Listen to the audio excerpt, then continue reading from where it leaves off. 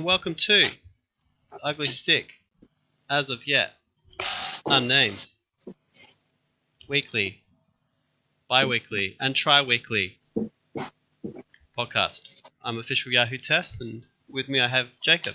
Evening, Jacob. Hey mate, how you doing? Yeah, good thanks. Good thanks. So I'm looking forward to a fun-filled statistics podcast, as we couldn't really deliver the goods last week. I feel kind of bad about that. Not bad.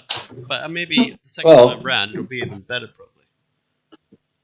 Yeah, it's not a bad thing because of how badly I've been beaten the last few weeks. So, maybe I won't keep talking about the statistics and the nuances of fantasy hockey, and I'll win a game or two. Yeah, I'm in the same boat. I've been terrible these last 4 or 5 weeks. Okay, well, I guess we should look at the results, I guess, first up. So anything in particular you want to kick us off with? Do you want to talk about the real hockey or the fantasy hockey? I guess we'll start with fantasy and then move to real hockey. So we talked about it last week, but no one heard. But Only God Forgives is on a killing streak. Yeah, that's true. Still doing it. What did you get last week? We were hopeful. Closer. Yeah, we were hopeful. Cat Puzzle had him on the ropes for a little while there, but came back. Only God Forgives managed to snag another win. So since the first week of the season, he's gone undefeated. Yeah, and we did actually extend an invitation to him to come on the podcast as well. Of course, Mike. If that's still open. Yeah, Mike, if you keen on this, then come on and give us an insight on how we should actually be playing this. We need wins. It's depressing now. Yeah. I want to win at least 1 week. We'll get close. Yeah, that'd be nice. About a tie, I guess. So the most consecutive matchup victories is 17. So there's a challenge for you, Mike. Only God Forgive currently has 7. Puck University in 2015 strung together 17 victories. Pretty good. Guess that helps lead to the championship as well. Yeah, that's right. So there's let's see these records fall. Let's make 2017, 2018 the best season. Interesting. Okay. Who else here? I mean, looks like pretty close considering. I mean, Puck had a pretty big blowout. Otherwise, everyone's Bufflin blew out Brian's best team, I guess. But otherwise, there's only 1 or 2 points in the other. I'll tell you what, though. Last week, I feel like I got totally gypped. I mean, 2 of my goalies got injured, so then I had to pull in I had to bring in Lena, whatever his name is, from Buffalo Sabres. And I was like, well, I don't know how Buffalo Sabres are going, but it's probably not that well. And then they're dead bottom, last on the table. Great. Well, then I only picked them because they had the most games this week, so maybe I thought I could scrape together something. But I ended up... At least one of the stats. Yeah, well, I ended up getting total saves, but I only got 1 win for the week. It's like, what? Yeah. Subban. Although my opponent, funnily enough, only got 1 win as well. So, but he had 2 goalies, so he's got at least a reason. But yeah, didn't do that well. So yeah, I'm not really happy about that. But otherwise, I guess it's pretty close. And it's like we're both getting down about our results, but it really doesn't look like anyone apart from Big Mike is having exactly a good week, good few weeks here. So that makes me feel slightly. Yeah, we talk about this pretty often, and it's one of those things that, like, any given week, every team can win. It comes down to, a bit of luck, really. Game-winning goal every time. Game-winning goals, maybe a shutout. I think if you look at the Benders and Up the Bufflin, if you look at their goalie stats, I think I saw this. Okay, it was a little bit different, but at one point their goalie stat was exactly the same, and it got rounded to the 4th decimal. Oh, Like that's how close it was. crazy.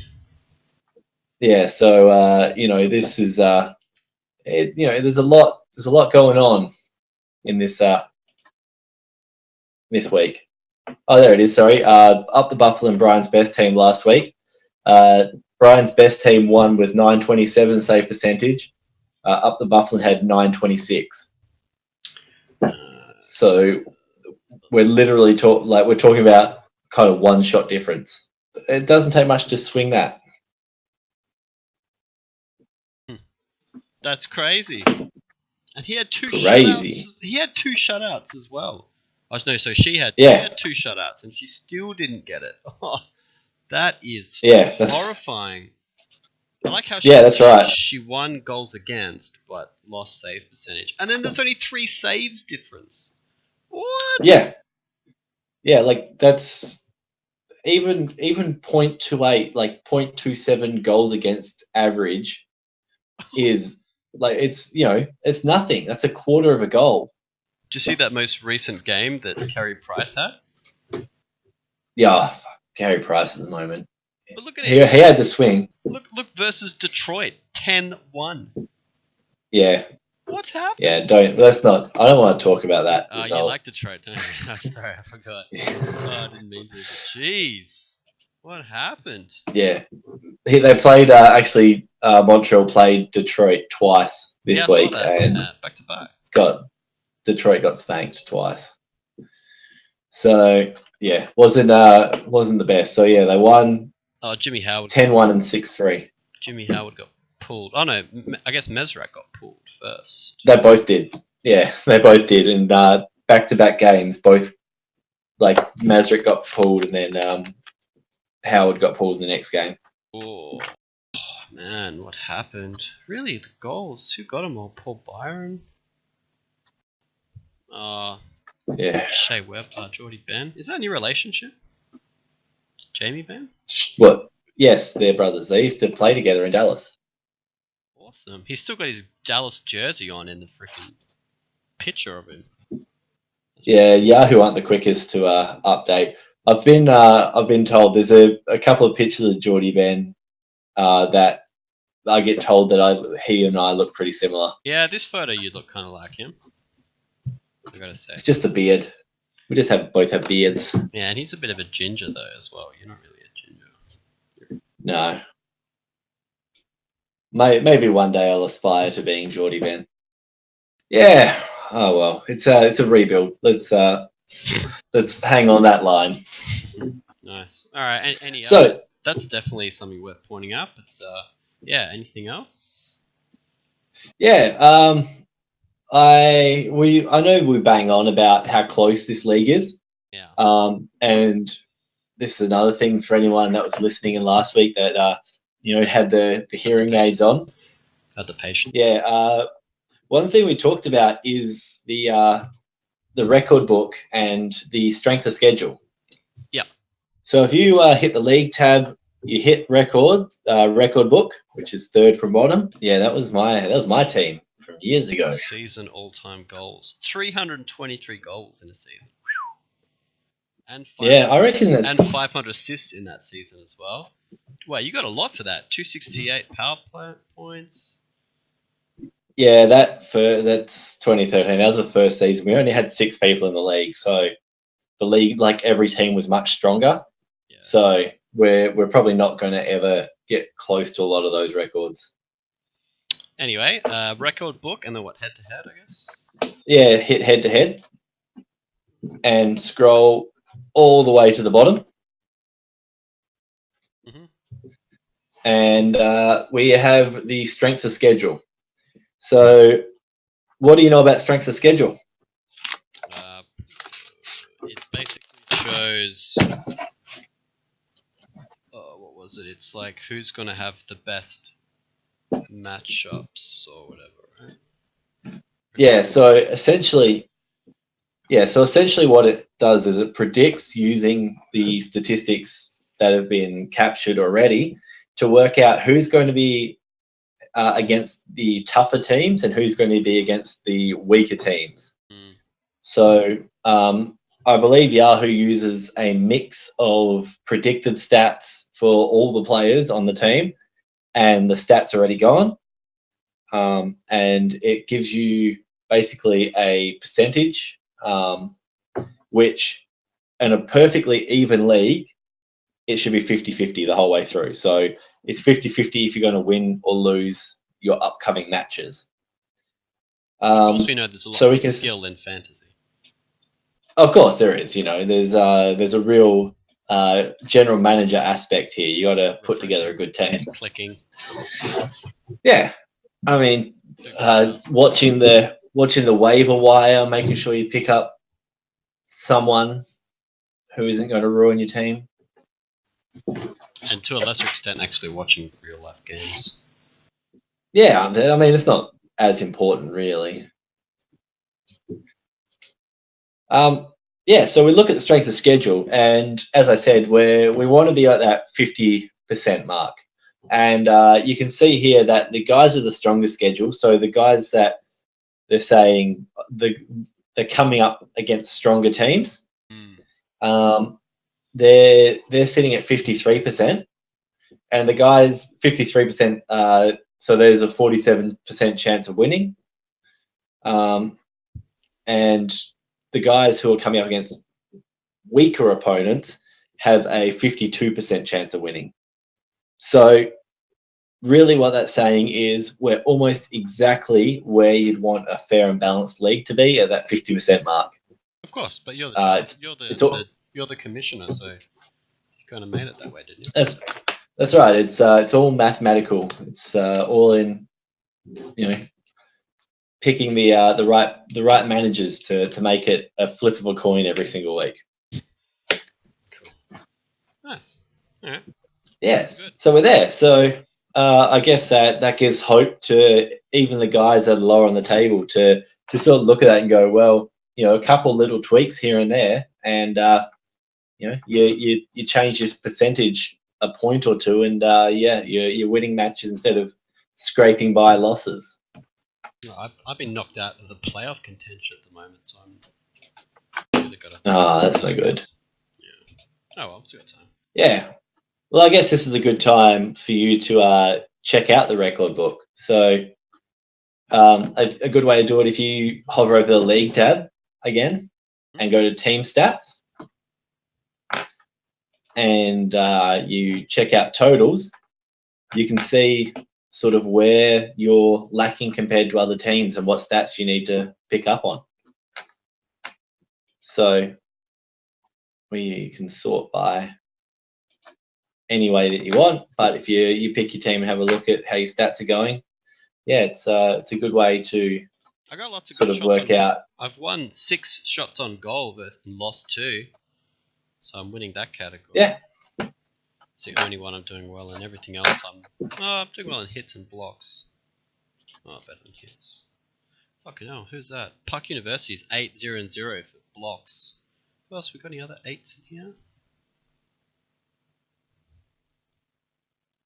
2. So only got Forgives, of course, has 8-0 hits, and Puck is 8-0 blocks, and Trombones has 0-8 hits. Unlucky. No, it's gonna be hard. Yeah, to fix every category is a bit trickier. Yeah. No well. I'm just not getting any goals at all. I feel just no goal or assist production. Kind of. There you go. Your hits and blocks are good. Yeah, I was just saying that before you cut out. But yeah. But I was just saying, if you Control F for 0-8, you can see people who have lost 8 categories. Yeah. So Benders has got 3, and then. Yeah. Got that. Yeah. All right. Yeah, but like I said, it's not going to help me much. Got to lift everything. I'm just I'm pretty much when you look at each individual category, I'm sitting at about 6th or 7th in all those categories. It kind of makes sense. 6th or 7th on a ladder. Yeah. Cool. Yeah. Right. So you need a bit of an overhaul. Got to get some trades in there. I don't know. I just feel like my old players are playing shit. Ben's not producing. Yeah. Simmons isn't producing. Just That's one of my other big stat getters to injury. So I'll weather it. I think I'll weather it. Yeah. Well, I mean, now you're slowly gathering this insider knowledge from the podcast, so you'll be second half of the season, you'll storm at home. Oh yeah, one of my injured reserve guys is going to be coming back soon. I think he'll be a big guy. Richard Raquel, yeah. He's been doing pretty well on BJK. Oh, good. BGK, sorry. Matt Murray's fucking off as well. Ugh. Cool. All right. Yeah. All right. Well, everyone can look at their stats and work out what they're going to do. So we talked about Thanksgiving. So we're a week past Thanksgiving. There's a stat in the NHL that 75% of teams that are in playoff positions come Thanksgiving will still be there come the playoffs. So essentially, 3/4 of the team that are already in playoff contention will be there at the end of the season. Anyone that's outside of playoff contention currently, you've only got a 25% chance of making it at this point.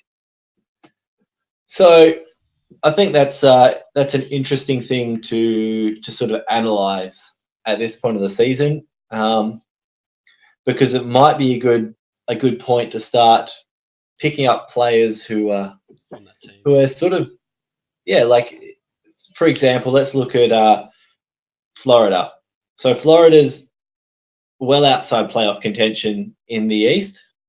Someone like Jaromir Jagr, who isn't really producing at Florida, but is a known producer at other clubs and has been for years and years, is likely to be on the trading block.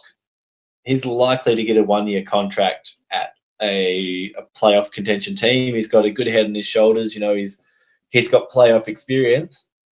So he could be a guy that you start looking at going, well, let's get him before he gets traded. Let's get him before. So what you think? Because what Florida's going to want to traded mid-season to someone else. Yeah. So the general way that this works is it's called the playoff loan players.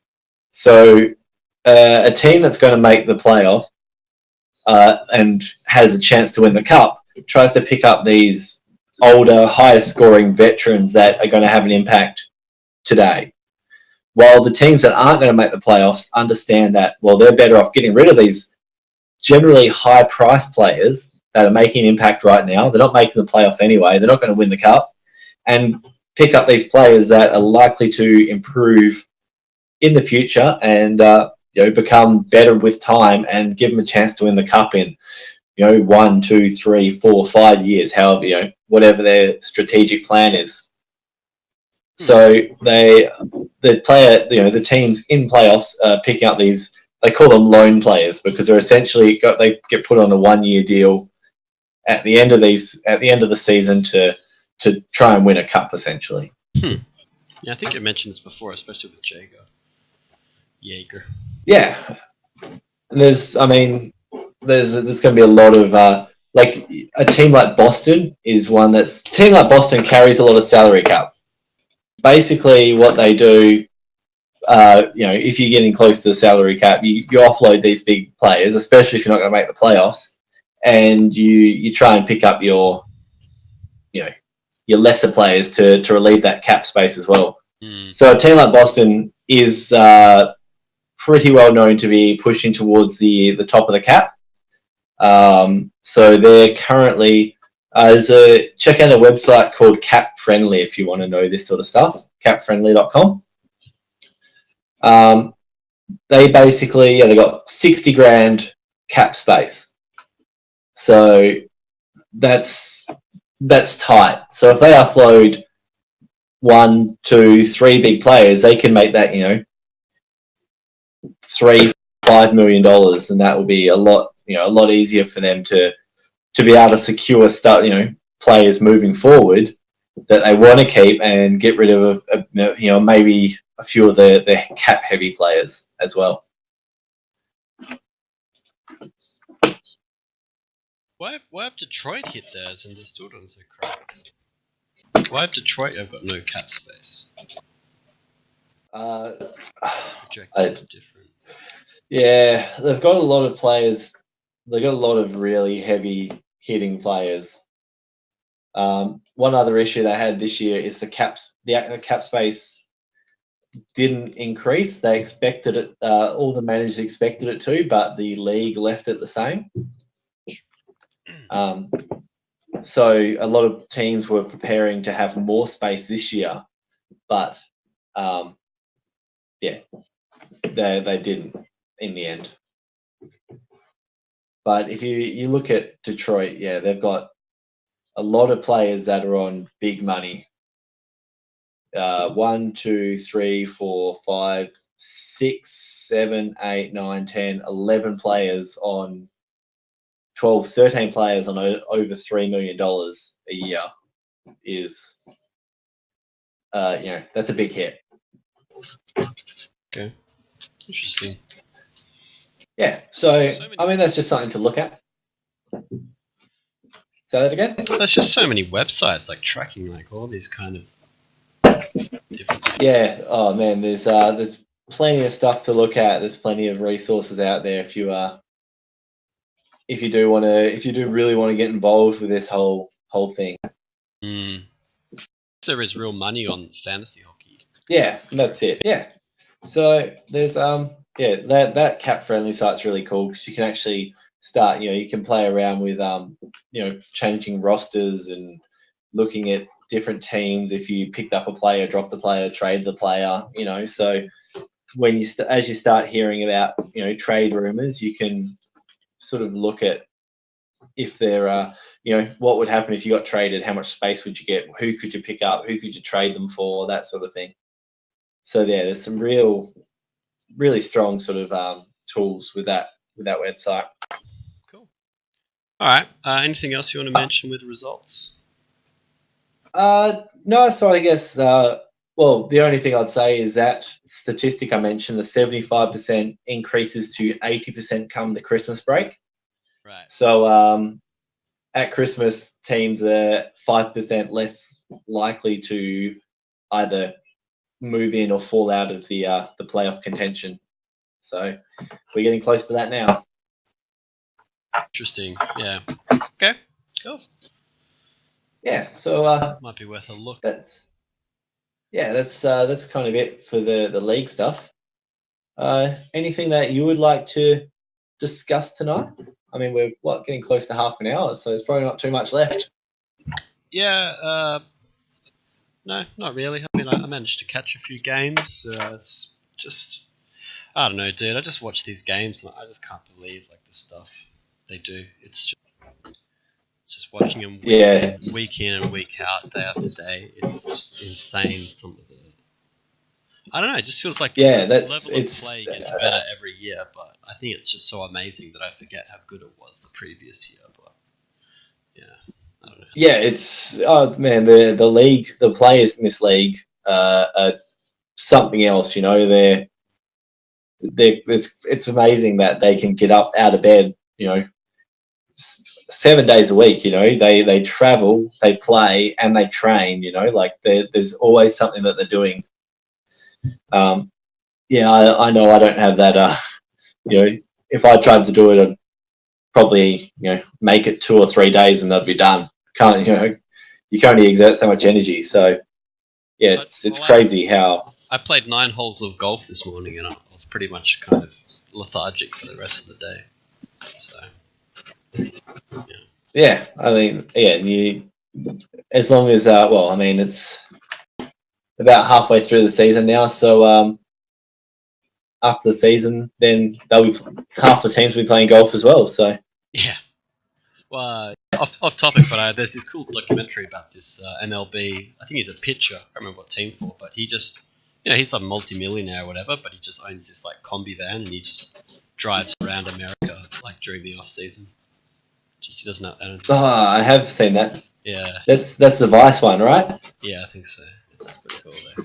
Yeah, it's pretty good watch. It's just like it's pretty intense being a full-time professional athlete for a major league team in America. I like to kind of drive around and go surfing when I don't have to throw a ball. Yeah. Yeah, exactly. So Yeah. So did you want to talk quick? All right, cool, excellent. Well, thanks for joining yeah, me. they're And, yeah. No, thanks. Thanks for having me. Hopefully, the folk can hear me this week. yeah, I think almost definitely, but let's not put money on it. Yeah, I'm touching wood as we speak. Yeah. Well, anyway. Okay, cool. Well, catch you next week, and yeah, please, fantasy hockey gods, could I have some points? All I really want is, can I have 2 game-winning goals per week from here on out? Because that's Yeah. going to win me the category. I've lost it. Yeah, I feel like I've lost it every week, 0-1. yeah. Game winning goals. Yeah, game winning goals. If you pick up one, you feel pretty good. It's pretty much like a Game winning shutout. goals and shutouts. If you get if you get one shutout, one game winning goal a week, you almost guaranteed to win one of those 2 categories. Anyway, I'm sure I'll find a way to lose it. Yeah. So anyway, set your lineup, Ash. Set your lineup, everyone else, and until next week, we'll catch you then. Laters.